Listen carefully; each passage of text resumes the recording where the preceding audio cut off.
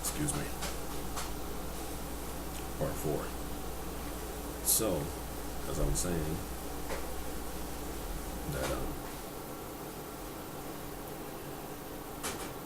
North Carolina changed the whole spectrum of how I see things. So, with that to say, I'm based on Earth, okay? And what I was understanding, because while I was there in North Carolina, I was there for a year, and I was homeless, so that means I spent a lot of time outside, and that was just beautiful.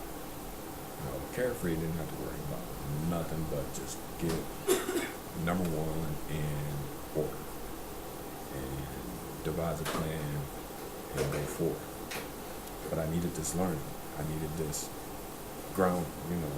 be grounded with the earth. I mean, I slept on the ground, literally, under trees.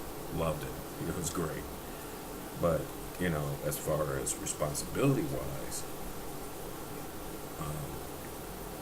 I just needed that time for me at that moment. It took a year for me to get together, and then I got back into society and did what I got to do. And so that's where it led me to this point where I'm at right now. So,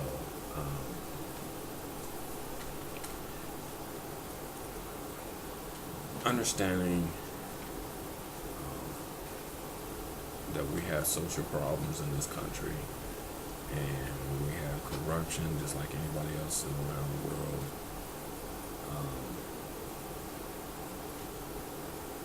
I was put here to help those who come and seek my help, period. And that's why I wanted to show, so people can connect and get that help. And gotta mix it with a little bit of entertainment and so forth and whatnot. But, there's certain people that I'll call and reach out for interviews and things of that nature. But the whole thing is just people who are psychics like me. I really, really want them to come and hang out with me, and we just talk about things. So, because when you're talking about something, a point of view, or not as much as predictions, because I ain't down with that, but seeing where we're heading and what can we do to kind of offset that heading, because a lot of it is thought. Once you understand who you are, you can do anything, and I mean literally anything.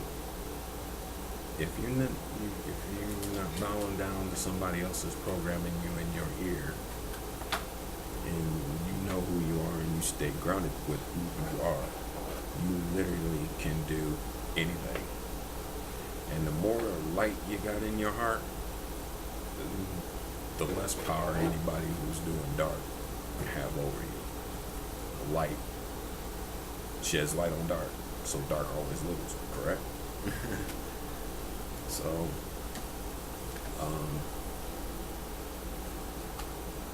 that's where I'm at this moment. But as far as the things in my past, it's nothing rough. I mean, I've had I'm talking about a spotless criminal, just spotless.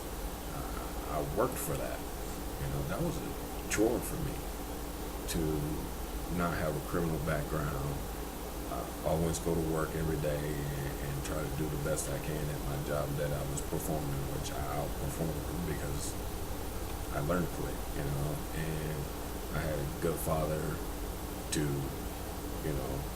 be stealing me some value in that as far as when we do work and do a good job. But my thing is I'm making money for somebody else, and I don't want to make money for somebody else as far as putting my labor into it. I wanted to do my own thing and make a business where some people can benefit and not suffer from, and that's what American corporate is. You work for these people and you suffer day in, day out, and have no outlet other than to go drink, which is something else they own, and whatever drugs that are out there that you get your hands on, that's out there. And don't think there ain't somebody that's up top that's making money from everything you consume. They went from illegal drugs to legal drugs, which are illegal drugs. And they messing with people's mind.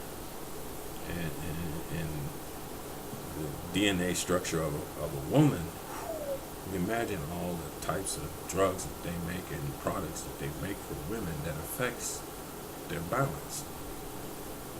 And they do it on purpose. That's my that's just my opinion. It's done on purpose. Because they got control of you. They gotta have control of you. And that's just straight up.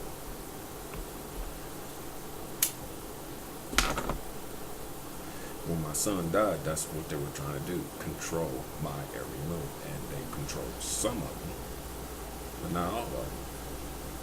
The ones that I allowed them to control, and you heard the key word, allow them to control. Meaning, what kind of corner they were trying to put me in is to lose literally my whole mind. And sorry, I'm strong-minded, strong-willed. Got the blessing of the light in me. You can't do no more. I mean, I lost a child. That's about the worst thing you can ever experience in your life is lose a child, that you're responsible for. But in the meaning of losing that child, that's what he came here to do. And that's how I looked at it. He came here to wake me up, basically, because I came here with gifts. And his death was a wake-up call. And I mean, he was only here for a year, and I mean exactly 23 days after a year. And we spent Christmas together. That was the last time I saw my son alive, was Christmas. Christmas of '98. And he did not go to sleep until I went to sleep, and I was writing gifts and getting things together for Christmas that year. And he just sit there and he just stared at me. He was quiet as he can be. And that's the memory I have of my son was Christmas Eve. Because I mean, that little man didn't go to sleep until I went to sleep. So that's how I came to that conclusion. That's what he came here for. His purpose in life was to wake his father up and let him know that people need him. That's what he did that for. I mean, I was ready for it to happen. It was going to happen, and I was told it was going to happen. Okay, we got to stop this and get ready for the next one.